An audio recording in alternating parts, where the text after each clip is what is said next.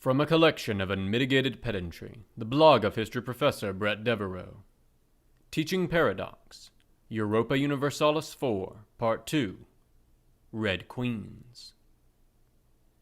This is the second part in a series that examines the historical assumptions behind Paradox Interactive's grand strategy computer game set in the early modern period, Europa Universalis IV, EU4.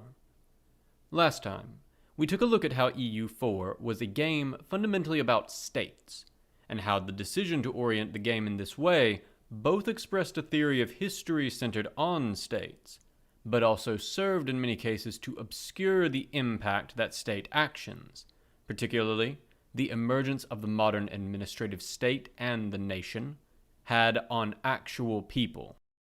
We also discussed last week the basic structure of EU4, as well as my own experience with it. So, if you want to jump back and reread that, the first post is here. Image: Isabella I of Castile from EU4 loading screen. Image description: one of EU4's loading screens, this one showing their rendition of Isabella I of Castile. End of image description. This week, we're going to turn to war and diplomacy, and discuss what I think is one of EU4's strongest elements in the depth of its political and military simulator.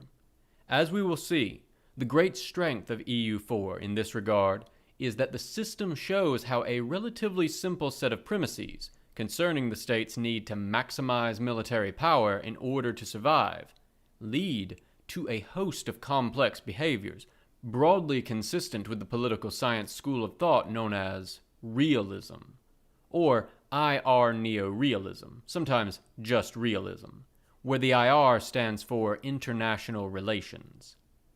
I can teach realism as an analytical tool in a classroom, but EU4's political simulator effectively allows a student to experience the demands of strategic thought which create realist paradigms of action.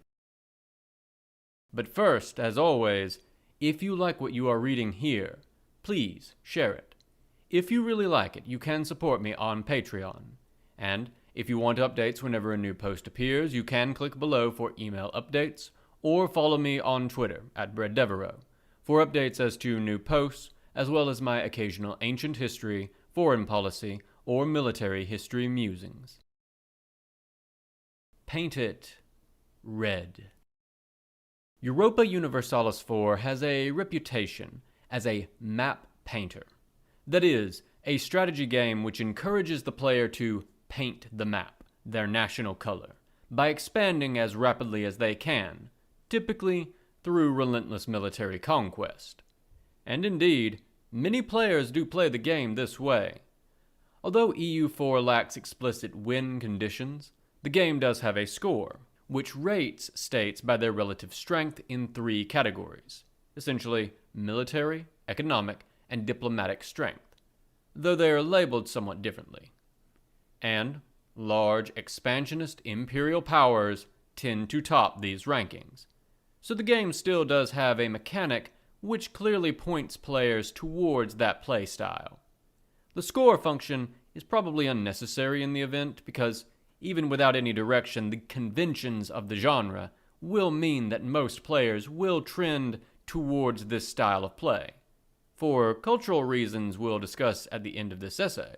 Anyway, the reputation is somewhat unfair, in that map painting is not the only play style available in EU4.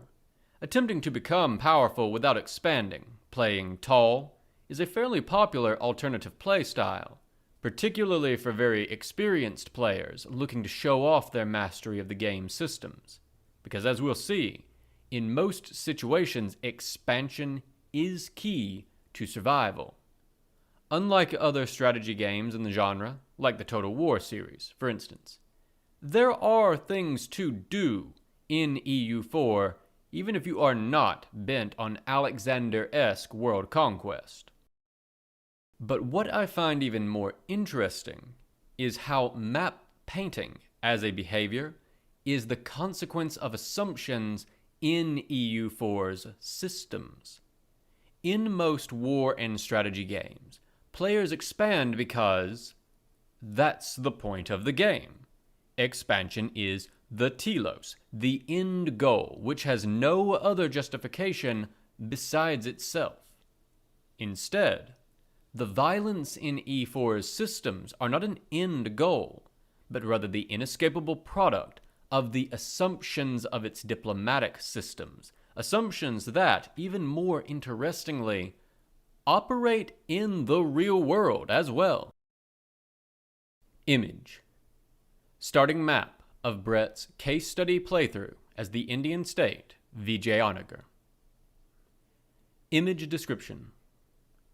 We're going to look at one case study here, Burgundy, in more depth, but for the sake of a second illustration, I'm going to provide an image narrative of my current playthrough as Vijayanagar, a mid-sized Indian state. Here are the 1444 start positions. Vijayanagar begins as the largest state, judged by development, meaning total province value, in India. But there are a host of other slightly smaller, mid-sized states. Bamanis, to the north, is immediately hostile and only slightly smaller. North of that, Jaunpur and Bengal are both likely to expand early. The mess of western India is likely to resolve fairly quickly into one or two major powers. In my game, Malwa and Gujarat. And to the far west, the Timurids are likely to expand into a dangerous regional power. Consequently, despite being the biggest now, if Vijayanagar does nothing, it will rapidly be eclipsed by its northern neighbors, who are in turn likely to come around looking for new land for themselves. End of image description. The color of desire. One way to understand the things that motivate state actors is to think about their objectives. Of course, states, not being people, do not have desires or plans, but states are by nature led by people who do. For simplicity's sake, we are going to adopt the common shorthand of saying that a state may have a given plan, strategy, or objective. What you should all understand is that what we are actually saying when we say that, for instance, France wants something, is rather that the various powerful political actors who are human and do have plans, emotions, and goals collectively want that thing. So, what do states want? And how do their actions follow from this? I promise this loops back to EU4 in just a moment. One way to think about this, following an IR neorealism lens, is that the basic goal of all states is to survive. People in power generally want to stay in power. Failing that, they want to stay alive. State extinctions, when the state is absorbed or destroyed, pretty much always push the leaders of the old state out of power and frequently kill them. Consequently, regardless of what the common people may want, the leaders of states who make actual decisions will almost always want the state to continue existing. Because after all, that state represents a social order that, by definition, the leaders are at the top of. They will be more attached to this goal than any other collective goal, though they may well prioritize individual advancement over collective security, but that's a discussion for another time. Consequently, states tend to behave as if survival is their highest priority. The goal of survival in a dangerous world in turn suggests that maximizing security is the highest external priority of the state, balanced really only against the need to prevent the state from collapsing from within.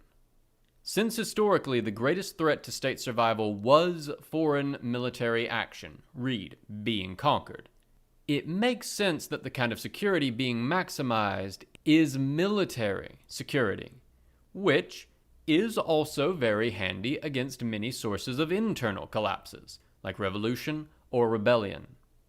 In turn, maximizing military security generally means maximizing revenue and manpower.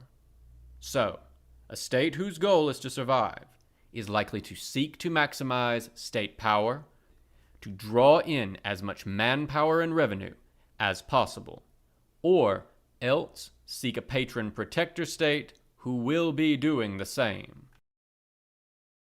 Image. Map of Bret's case study playthrough as VJ Onager, following VJ Onager's initial expansion. Image description. Here, we have the situation moved forward just 11 years. As VJ Onager, I have expanded and either absorbed or vassalized my smaller neighbors. But this has given me practically no advantage against Bamanis, who has done the same, victimizing Rastar, Telangana, and Orissa to do so. To the north, the ticking clock of Jaunpur's steady expansion is already visible, as is Gujarat's and Malwa's steady consolidation of their subregions. More concerning, Vijayanagar has run out of easy new expansion, and, as noted below, development is many times slower. Our eternal enemy, Bamanis, we both start the game laying claim to the same land, making hostilities extremely likely, has lots of room for further expansion, so it is now necessary for Vijayanagar to put a stop to Bamanis before they become too strong. End of image description. Of course, just because survival, and thus security maximization, is the highest goal, doesn't mean it is the only goal. As we've discussed elsewhere, states and their leaders often also have what I term an ideological project, a vision of themselves or the world they want to achieve. But of course, state extinction prevents the ideological project from being realized too. So most states prioritize survival over the ideological project. Naturally, the rejoinder here is to ask about leaders behaving irrationally, which is an issue of real debate in the IR field. Of course, this model is a touch simplified. Realism, as a theory of international relations, has its limitations. It tends to assume that all of the actors in question are rational.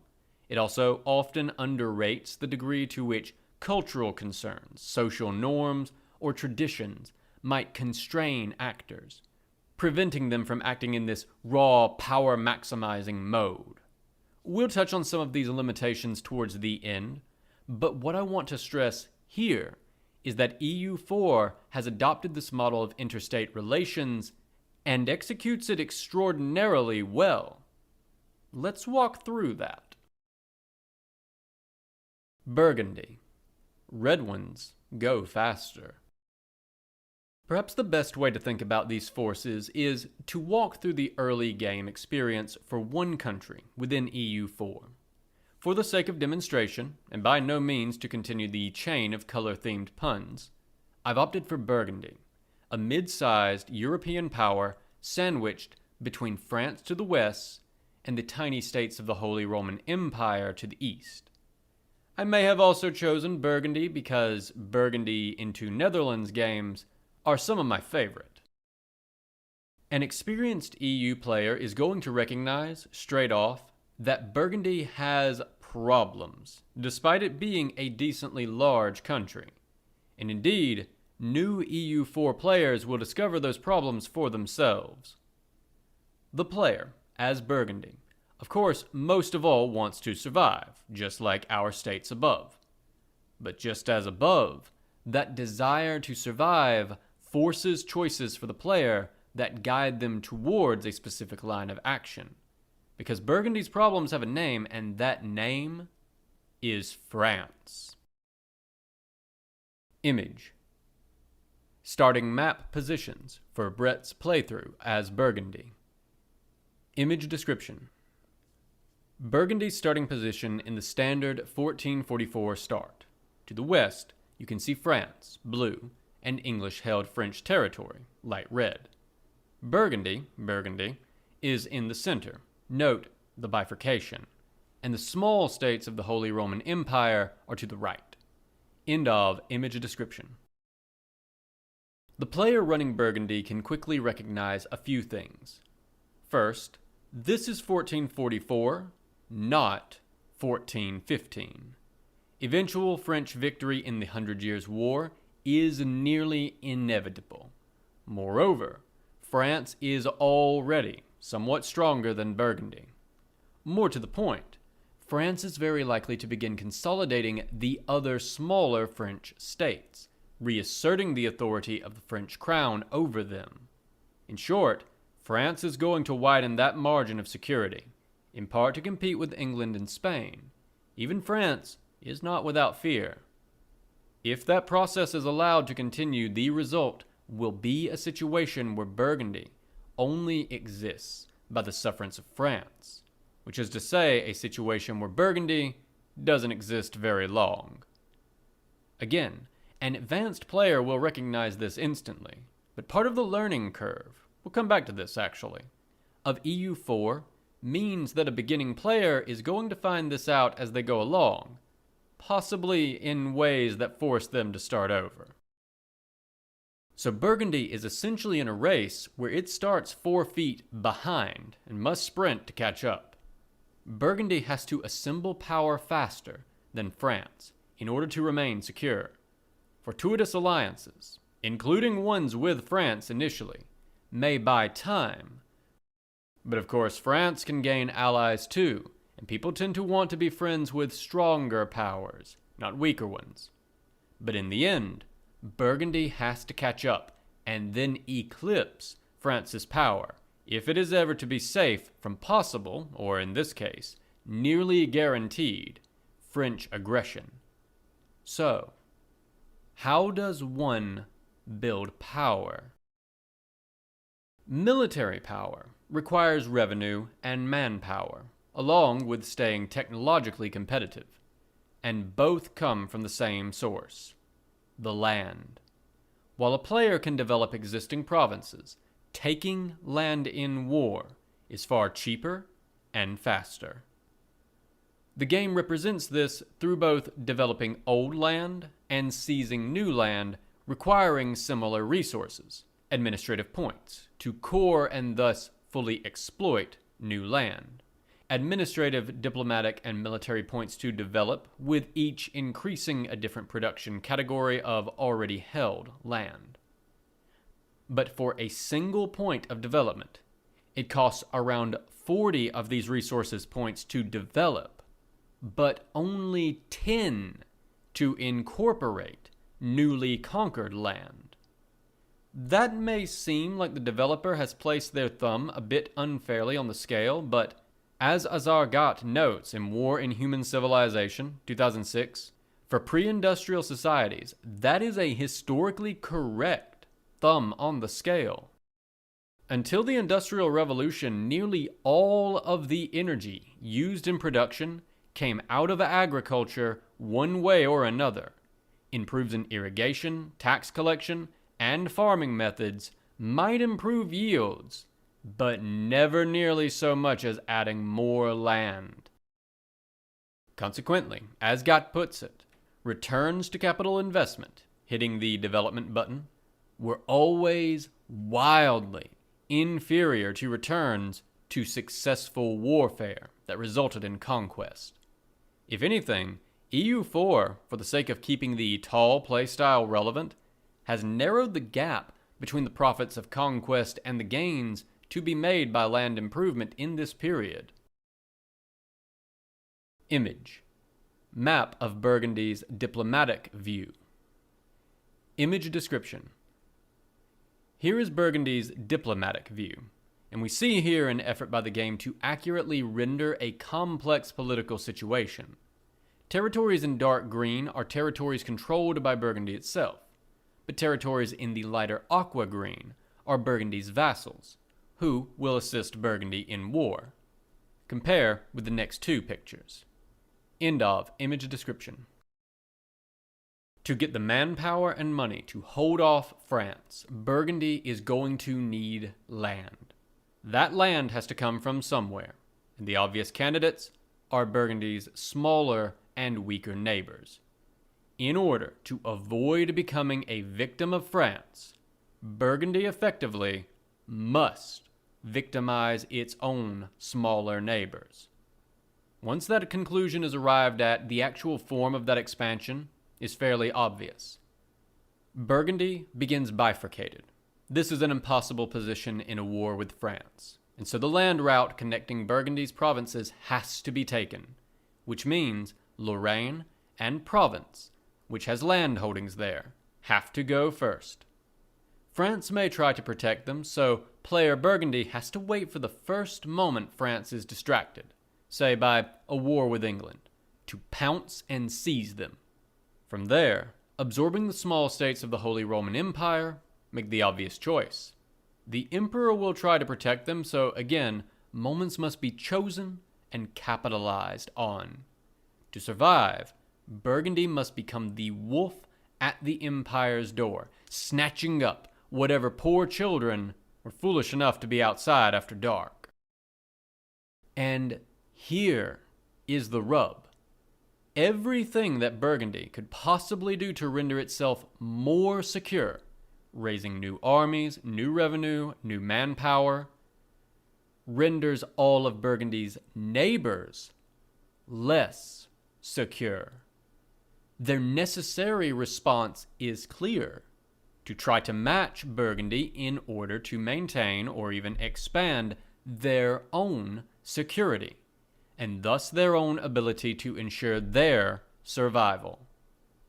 This situation, where any act one state makes to render itself more secure renders all other states less secure, is called the security dilemma.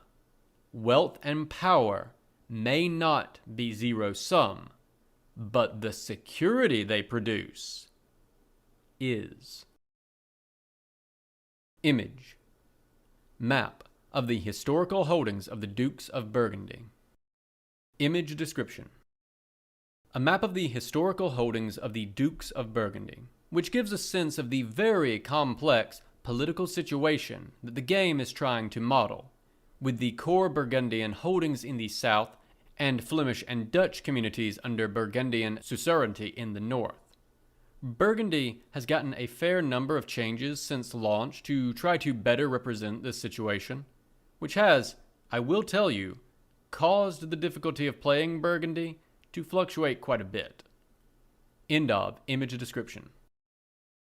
Because this existential competition is zero-sum, it creates a situation where states push further and further for security without actually achieving any security gains, because every action they take to improve security is matched by their neighbors. Azargat calls this, somewhat colorfully, the Red Queen effect, because everyone is running and going nowhere. But as a product of the security dilemma, we can also understand this as convergence, where any behavior that advantages a state's power is swiftly adopted by all other states in the local system, so that over time, states come to resemble each other in their militarism and ruthlessness. For students of history wondering why European militaries of 1400 were very regionalized and unique, with lots of local patterns, but by 1700 a standard form of linear infantry fighting by professional soldiers was practiced from Moscow to Lisbon, convergence is why. The game represents this well too. Falling behind in military technology is catastrophic in EU4, in a way that is not in games set in earlier periods, like Imperator or Crusader Kings. Vicky 2 does even more with this theme, and we'll come back to that in the future. So Burgundy isn't the only state in this position. They all are, and no one can escape. No state, with one exception, Mighty Ming, and perhaps the Ottomans, but more on that in a moment. In EU4 lives without fear. France isn't expanding for its own sake or for the lulz, but because it is trying to establish security over its peer competitors like Spain or England. Even states outside of Europe that establish near total dominance cannot live free from fear, because the player knows, in a way that the historical actors didn't, that Europe is coming, a point we'll address in more depth next week. If no rules or outside influences restrain this competition, the result is a ruthless dog-eat-dog competition to survive. That competition isn't driven by the evil in men's hearts, but by the relentless logic of the security dilemma. Image. Map of France's diplomatic view from EU4. Image description. Here we see the same diplomatic view, but now for France. Territories in green are France itself, those in light aqua are France's vassals, and those in blue are France's allies. Territories with green harsh marks are those France can lay claim to, and is likely to gain when it wins the 100 Years' War with England, but does not yet control. Clearly, should France consolidate all of these states, which it will, typically very fast, it will be much stronger than Burgundy. End of image description. Part of what makes this work is that the AI is making the same decisions you are. Unlike in some war games, the AI of EU4 doesn't declare war randomly. Rather, it looks at provinces of strategic interest and then aims to get those provinces, only declaring wars it thinks it will win. EU4 is actually kind of brilliant in how transparent it is. You can actually see which provinces, for instance, your AI allies are aiming to get, and how the AI's attitude influences its behavior. The AI even engages in balancing, attempting to bring down two strong powers. One mechanic for this is coalitions. Expand too fast, and you may find yourself facing a vast coalition of all of your neighbors. But the AI does this even in smaller ways. Imagine my surprise in my game as Vijayanagar, finding that my ostensible ally, Malwa, was also balancing against me by using guarantees, a binding promise to protect another state, to block any further expansion or aggression against Gujarat. It's not perfect. The AI doesn't engage in as much effective balancing as historical states did, making it more possible to break out of the Red Queen's race and assert regional or global hegemony than it probably should be. But the existence of balancing behaviors itself is really impressive. EU4 simulates this vision, the neorealist vision, of historical forces brilliantly. And it also has some interesting comments on the permutations and exceptions. The Red Queen's Court. What we have just described, the ruthless competition created by the logic of the security dilemma, is, as an international system, referred to as a system of interstate anarchy, a term coined by Kenneth Waltz in Theory of International Politics, 1979, and also his article, The Origins of War in Neorealist Theory, Journal of Interdisciplinary History, Volume 18, Issue 4, 1988. Because convergence in such a system leads societies to rival each other in their militarism, and the cold logic of power means that pacifists are merely victims in such a system. It creates, as Waltz notes, conditions where, quote, war is normal, end quote. For a player wondering how these early modern states could so frequently go to war, EU4's model provides an answer to the question that is in keeping with at least one line of scholarly thought. Image. Map of Vijayanagar following wars with Bahmanis. Image description. Back to India. Now, 20 years on from the previous image, and the first two wars against Bahmanis have gone well, due to strategic alliances with Malwa and Gujarat. Bahmanis, now weakened, is going to fall prey to all of the jackals, with Malwa, Gujarat, Bengal, and of course me as Vijayanagar, moving to claim land from the stricken state. The state which fails to feast here is likely to be the next victim. End of image description. But interstate anarchy is not the only system. And what is fascinating about EU4 is that it simulates the other possible systems as well. And in doing so, delivers some interesting and potentially controversial statements about them. Interstate anarchy is, above and away, by far, the default system under this neorealist model. The next most common is hegemony, where one state so dominates the system that it can replace the anarchy of competition with the logic of its own rules. And players will note that much of East Asia begins the game not in a state of anarchy, but of hegemony under the world's leading power, the Ming dynasty, or just Ming for short. The designers have given Ming, or whatever state controls China, the tools to exert hegemony over the region through a set of tributary mechanics tied to the mandate system. In short, Ming holds nearly all of its neighbors under a tributary system, where they pay tribute, and in exchange, Ming generally protects them from outside aggression, though they may still fight each other. Consequently, a tributary that keeps Ming happy and plays by the rules of the system, that is, pays tribute, is effectively safe from interstate anarchy, at the cost of letting Ming make the rules of the road for the region. At the same time, playing as one of those tributaries, you immediately see the problem. Ming is your protector, but also itself a danger, and an obstacle to increased long-term safety. Consequently, the tributaries tend to be a band of jackals, preying on each other and outsiders, but just waiting for the Ming to weaken. At which point, they'll all strike at once, or in quick succession.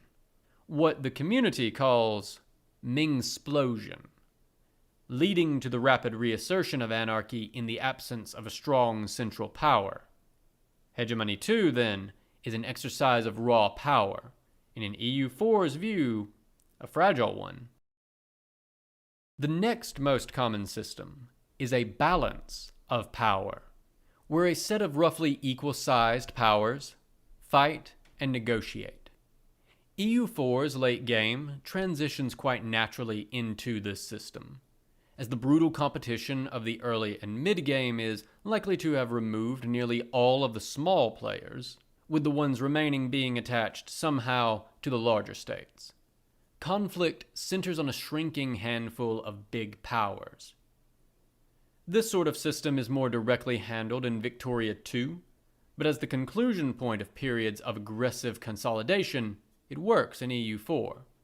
The constant small wars of consolidation are replaced by longer periods of peace, punctuated by massive and hideously destructive wars between large alliance systems, which is, in the effect, exactly what was happening in Europe in the 17th and 18th centuries. Finally, neorealist theory theorizes a system which has never been implemented, one where the actions of states are governed under international law. And EU4 has something to say about that too, in the strange creature that is the Holy Roman Empire. The Holy Roman Empire has unique mechanics. 7 states within the empire select one of their number to serve as emperor. All of the states of the empire offer troops for the emperor, expressed in a mechanic whereby the emperor gets a substantial increase in manpower and force limit, army size soft cap, for each member state. And the emperor is charged with defending the empire, returning stolen land to their original holders, and generally keeping the peace. Fulfilling this role grants the emperor imperial authority, which can be used to push through reforms which further strengthen the emperor. And this looks like a system of consensual rule under international law. Wars of conquest, either by members within the empire or by those outside, are illegal, and the emperor can both intervene defensively to stop them or fight to reverse them after the fact. Image: map of Vijayanagar and surrounding region following the fall of Bamanis. Image description: forward another 100 years. Bengal was the state that failed to grab enough land to remain secure. By this point, the states of northern India are balancing against the power of Vijayanagar. Gujarat has abandoned their alliance with me, and instead formed an alliance with Jaunpur, which in turn had opportunistically attacked Bengal when I did. If you are wondering why expand so far east, the answer is the trade system, which has directional flows. We'll talk about this next time, which means I get almost no trade value from taking Gujarat, but huge trade value from Bengal. At this point, I am roughly evenly matched with a defensive alliance centered on Jaunpur. The development of the northern Indian provinces is much higher than in the south, so Jaunpur's size belies its actual strength. But have my own allies in Malwa and Song, which give me the advantage. That said, Timurid expansion is now at a dangerous state. The Timurids are nearly as strong as me and have been expanding into Delhi. Even at this point, Vijayanagar is not without fear. End of image description. But weaken the emperor, either by breaking Austria from the outside by defeating it in war, which will by the by be a crucial goal for Burgundy to be able to expand east to match France, or by politicking the election of a weak state as emperor, and the dozens of small states of the empire devour each other in a desperate race to be the handful of survivors. International law is revealed as just the mask that imperial, Habsburg, power war. This is intensified by the fact that for the states in the empire, especially the mid-sized ones, Bohemia, Brandenburg, and Saxony, have split incentives. On the one hand, they want the emperor to enforce the law on everyone else, but also not on them. And also for the emperor to never become so strong that ending the independence of the imperial princes becomes possible. Thus, much like the band of jackals around Ming, the larger states of the empire are, at best, frenemies of the emperor, and have an incentive to look for the right moment to weaken whatever state is emperor. Again, usually Austria. This ferocious explosion of consolidation that results within the empire will happen in most games. It is fairly rare for the empire to hold up in the long term, unless the player makes it a goal to make sure it does. Is red the only color? This is part of what I meant at the beginning of this series when I noted that I thought EU4 had a detectable theory of history, and that made it more interesting than many other games.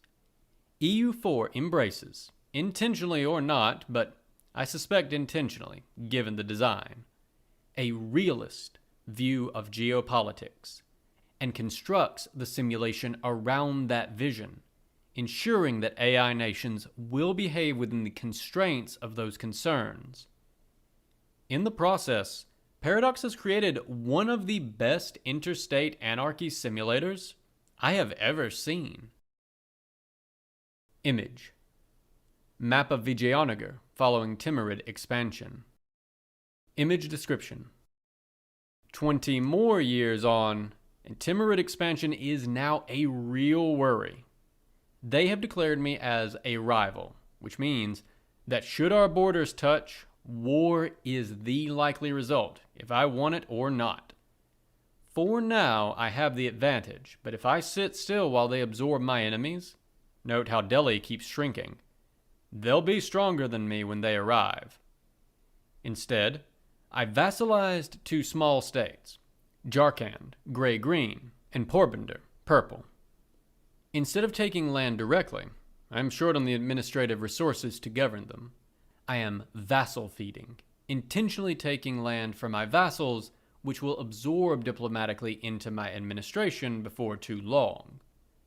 My bigger problem is that my necessary ally Song is attracting the ire of Ming due to a conflict with a Ming tributary. I have to prepare now to be dragged into a potential defensive war against Ming. That said, my now dominant control of the Bengal trade node has opened new opportunities to gain resources through trade mechanics, since I now have a bottleneck on the seaborne trade links between East Asia and the rest of Afro-Eurasia. If I could get a trade presence, perhaps some bases at the origin points of that trade, it could prove the necessary resources to power through Jampur before the Timurids get their act together, and maybe even hold off Ming from my allies. End of image description. But, of course, realism isn't the only school of thought when it comes to international relations. Against the realist model of international relations, we ought to set constructivism, where realism stresses a model of rational, strategic choice that applies equally to all actors, that is, all states, in the system. A constructivist approach instead focuses on the way that political thinking and decision-making is shaped by norms and cultural assumptions, arguing that on a significant level our political reality is constructed rather than inherent in the strategic conditions of our situation. Of course, most actually sophisticated thinkers on international relations draw from both ways of thinking, and these two are by no means the only schools of thought, with realist or constructivist mostly referring to the balance of concerns. Longtime blog readers will see the roots of constructivist analysis in how I argue that norms and customs shaped warfare in the past, though in the end, I am probably more of a realist in my thinking, and thus tend to think that the road to peace is about shaping the incentives towards peace, rather than banishing evil from the hearts of men or the norms of society. Nevertheless, I think that the bent towards realism in EU4 is intentional, precisely because it is not shared by all of Paradox's products equally. While EU4 presents state strategy and forces as the only restraint to violence, in Victoria 2, pacifist movements can block efforts to go to war, as can friendly public relations with other states. In Crusader Kings 3, religious considerations shape both the wars that can be waged and the extent of those wars. And in Hearts of Iron, state ideology places very strong constraints on state decision-making, with democracies committed to liberalism and peace generally prevented from waging aggressive war because of their ideologies. All of these, and we'll talk more about each when we get to those games, are clear constructivist influences. Of Paradox's games, really only EU4 and perhaps Imperator adopt that purely realist political model. Stellaris, their science fiction game, very much doesn't. State behavior is mostly determined by ideology there, and only secondarily by strategic considerations, making Stellaris perhaps the most constructivist game in the Paradox library. I should note that the realism of EU4 is tempered a little bit through the mission system, which tends to guide certain states to expand in certain ways, to press Portugal, Spain, England, and the Netherlands to become colonial states, for instance, or for Brandenburg to form Prussia and try to form a unified Germany, or for the Ottomans to absorb Mamluk Egypt and thus reach their historical borders. We might see these mission trees as expressions of ideological or cultural proclivities in each state, though mostly they are a tool for the developers to get the system to output results not too wildly different from history on a consistent basis. Image. Map of Vijayanagar's overseas expansion. Image description. Another 65 years on. The conquest of the Bengal Delta is largely complete, fatally weakening Jaunpur. But note that the Delhi Sultanate is gone, and the Timurids are pushing into India proper now. At the same time, if you see the Vijayanagar gold in the bottom right of the map, your eyes do not deceive you. To get the money to defeat Jaunpur, and also win a war to defend Song from the mighty Ming, Vijayanagar has expanded to secure trade interests to the east, taking the expansion idea group and bringing me into competition not only with the local powers, but also Spain, who, despite all of my expansion, is actually on a global scale larger than I am. Though for now the problems of power projection will help me avoid a European war. In practice, I would say at this point I have broken out of interstate anarchy and achieved effective hegemony in my region. While one of the European powers probably could in the late game crack into India if I literally did absolutely nothing, the AI is likely to avoid me, just as it usually avoids Ming or Qing, for easier colonial prey. The Timurids remain a threat as they continue to push into India, but at this point, I am likely to meet them somewhere in the middle of Jaunpur with enough force to win the confrontation. Historically, of course, no country had the advantage of being the player country, and so no country actually ever fully broke out of the anarchic condition until well after the early modern period. Arguably, only in 1990. Though, as we'll discuss with later games, by then, things had really changed. End of image description. At the same time, adopting a realist political model seems particularly appropriate for the early modern period. After all, this is the period when Niccolò Machiavelli and Thomas Hobbes were laying the foundations for much of realist thinking, working off of the even earlier ideas of Thucydides. Such realpolitik, a term itself coined in the 1850s, just after this period, was an influential way of thinking about the world, though by no means the only way. More broadly, realism makes a decent fit for the politics of the age, where the historical events of the period, especially in Europe, were often defined by opportunistic wars and alliances quite transparently about gains in land and resources, with only the thinnest of ideological justification. Though, of course, the wars of religion mark an important exception to this rule, although even then, there was a heavy dose of realpolitik, such as Catholic France supporting the Protestant League to weaken Austria, even while suppressing its own Protestants at the same time, and Protestant Denmark managing to be on both sides of the war at various points, mostly for realpolitik reasons. And as a period, the early modern really does serve as a decent functional example of interstate anarchy at work. Convergence in militarism and institutions is clearly on display, as well as what happens to states which fail to converge fast enough.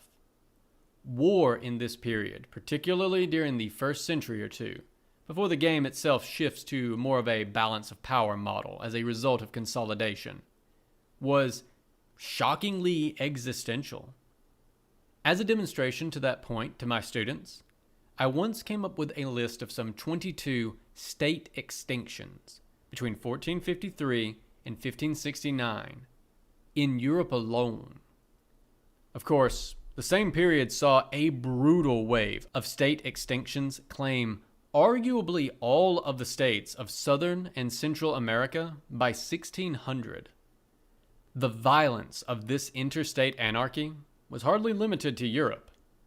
The Mughals spent the 1500s and 1600s consolidating nearly all of modern South Asia, while Ming efforts to consolidate Southeast Asia and into the steppe under the bellicose Yongle Emperor largely failed. The myth of a non-aggressive, non-imperialist China is, by the way, just that, a myth. And of course, Japan spent the period from 1467 to 1615, first violently fragmenting, and then violently consolidating into a single state, the Tokugawa shogunate. Consequently, as a model for the politics of this period on a global scale, interstate anarchy, grounded in neorealist principles, have a lot to recommend themselves. If it feels like we are selling the limits of this sort of model short, or that I haven't really addressed circumstances where a realist vision of interstate relations leads to less violence rather than more violence, that is because we're going to look at both of those perspectives when we turn to some of Paradox's other games, particularly Victoria 2, but also Crusader Kings 3, which model them more fully. Red chalk. Here, my advice to students and teachers is twofold. First, take advantage of EU4's excellent simulation of realist political systems and interstate anarchy, in particular to make the core assumptions of the system explicit.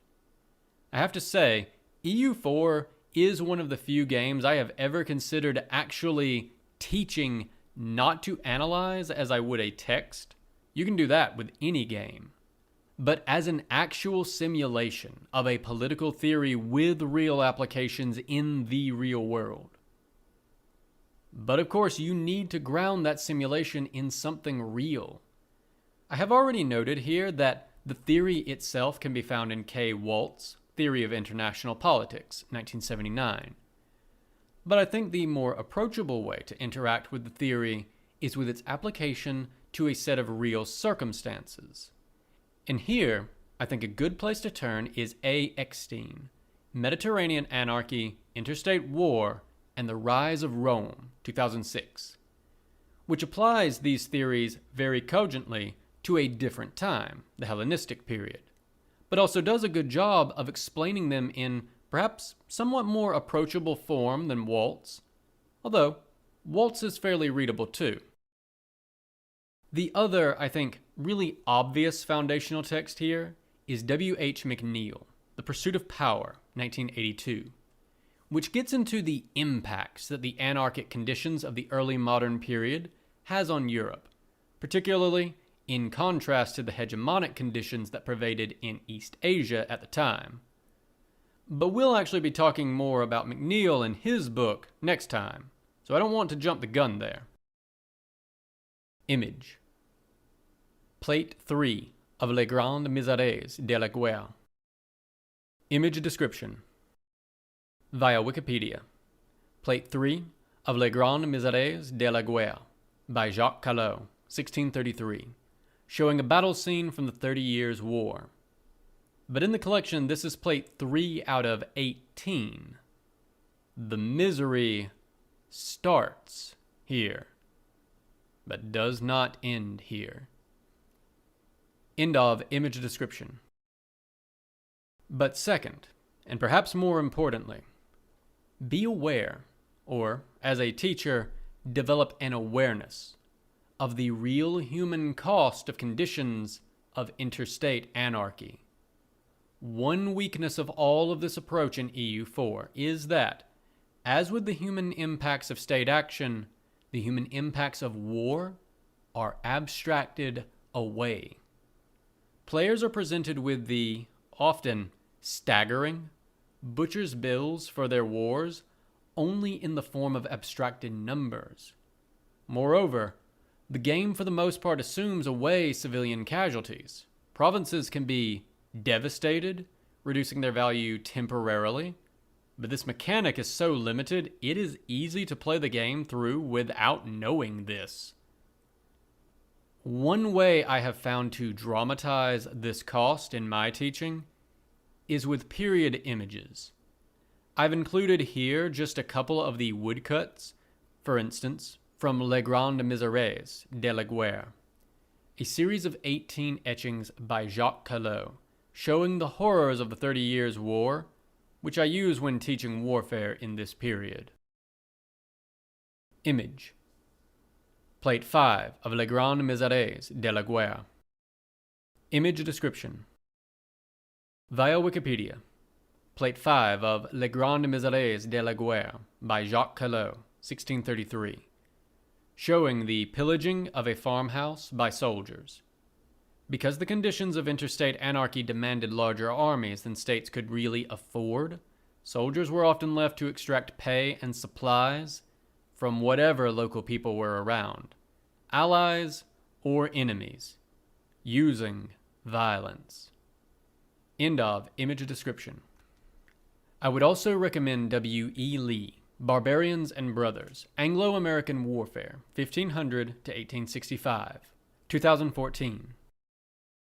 Both for clear descriptions of the tremendous violence and human cost warfare in this era could entail, but also a discussion that goes into some of the constructivist concerns that EU4 leaves out.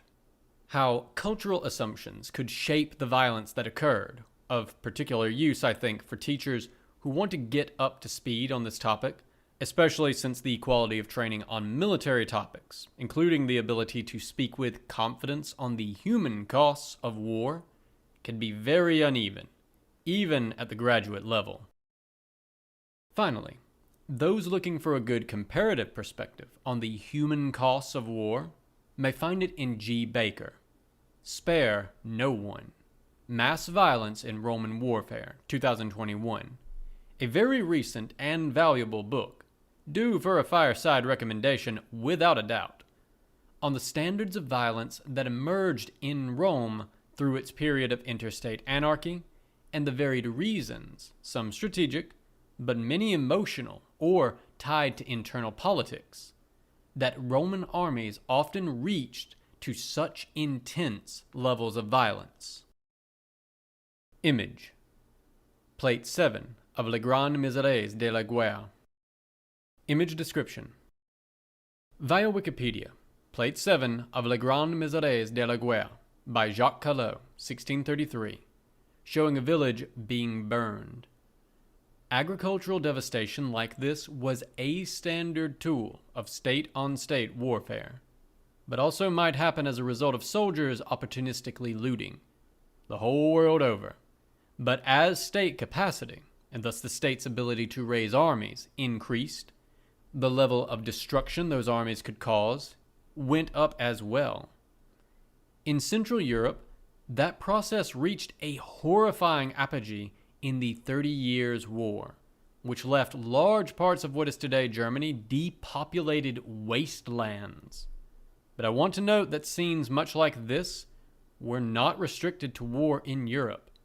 The Qing consolidation of China, for instance, seems to have been about as violent as any war in Europe, but occurred on, if anything, a larger scale. End of image description.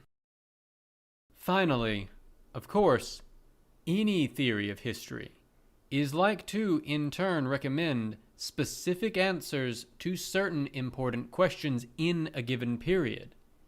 EU4 embraces realism as a model for state interaction, and embraces the entire world in that model. That has implications for many of the biggest questions that historians ask about the early modern period.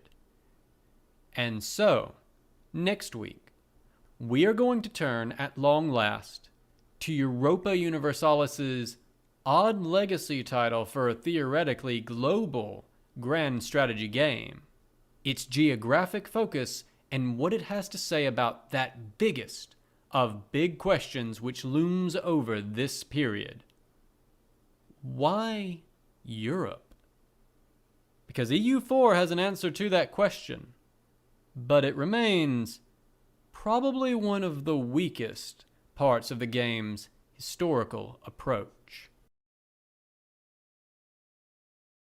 This has been a recording from a collection of Unmitigated Pedantry, the blog of history professor Bret Devereaux, recorded by myself, a great divorce, for accessibility and sharing purposes. If you enjoyed this content and wish to engage with it or support Bret, please check the description for links to the original post on his blog, his Twitter, and his Patreon. I highly encourage you to share, support, and engage with his works on any and all platforms if you are so inclined. If you wish to support me, please do remember to like, share, and subscribe to this or any other content here that you enjoy. Thank you so much for listening.